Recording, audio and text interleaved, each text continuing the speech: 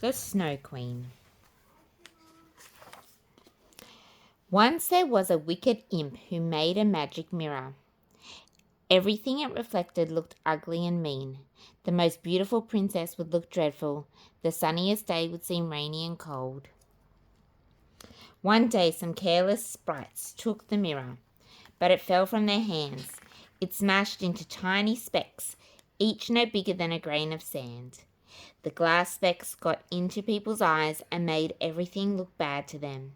Some specks became caught in people's hearts, making them feel cross and grumpy. A few of the specks from the mirror floated towards a faraway place where there lived two best friends and neighbours called Gerda and Kay. The pair spent endless days together in the winter.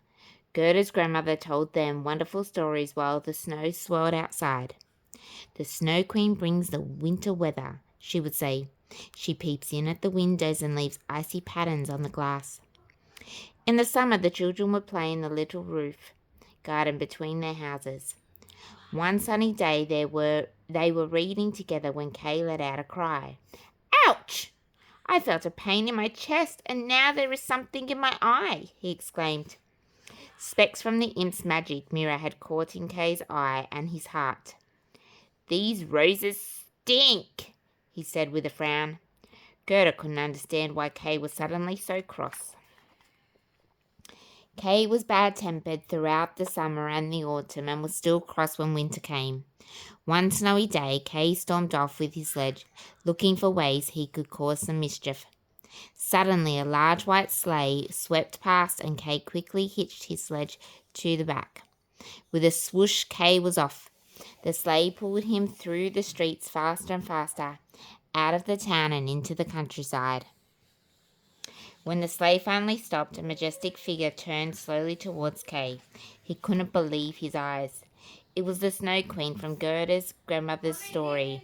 The Queen kissed Kay's forehead, and her icy touch froze Kay's heart. He forgot all about Gerda and his home. Gerda missed Kay. She searched all through the town and then down by the river, but Kay wasn't there. Just as she was about to give up, Gerda noticed a little boat among the rushes. Perhaps the river will carry me to Kay, she thought. She climbed in and the boat glided away. Gerda floated along for many hours until at last the boat reached the shore. A large raven came hopping towards her. Hello, he croaked. Where are you going, little girl? Gerda was amazed to hear the raven speak, but he seemed kind, so she told him about Kay. I think I have seen your friend, the raven said.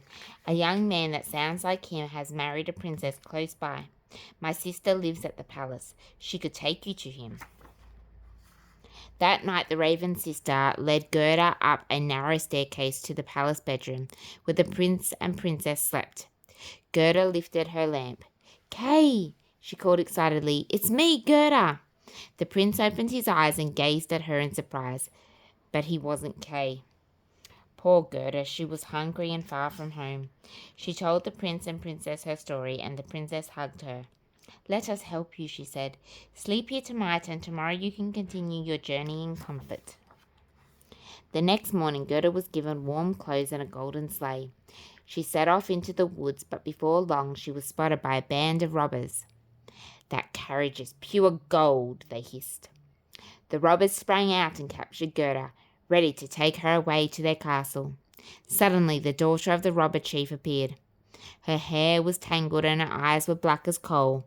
The girl was lonely and excited by the thought of a new friend. Please treat her gently, the robber girl pleaded. She can stay with me. The robber's castle was guarded by mean-looking bulldogs. Magpies and rooks squawked from the crumbling battlements. Gerda was grateful to the robber girl for her kindness. She would have been very scared if she'd been all alone.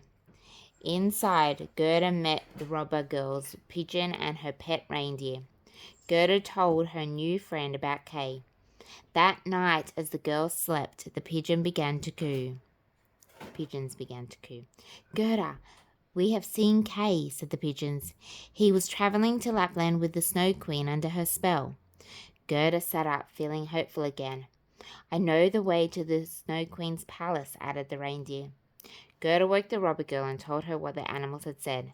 The robber girl quickly untied the reindeer. Take Gerda to Lapland, she said. She must find her friend. It was a long, cold journey, but at last Gerda and the reindeer arrived in Lapland.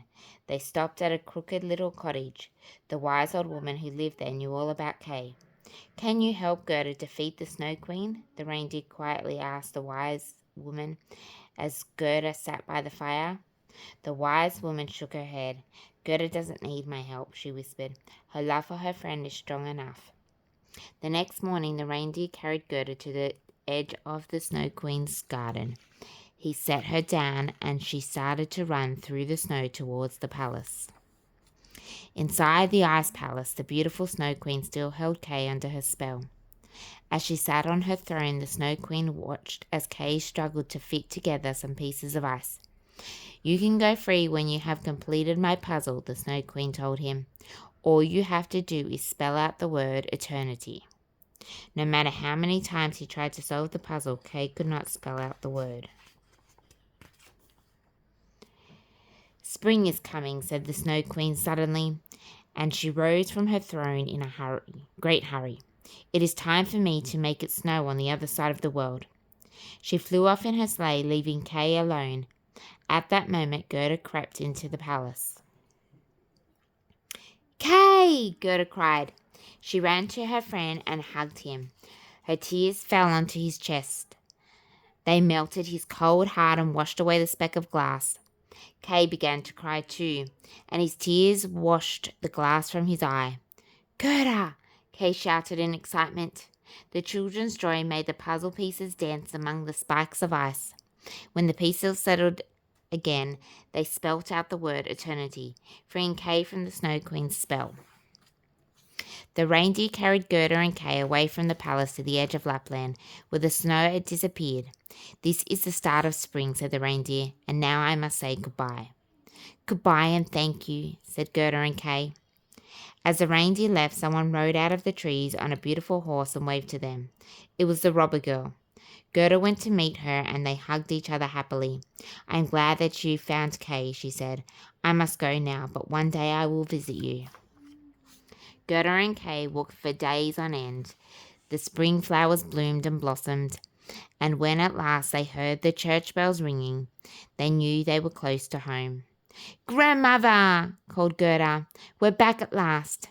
She ran up the stairs with Kay and found her grandmother sitting in the sunshine reading her book. The old lady wrapped them in her arms and hugged them tightly. I knew that you would come home one day, she said.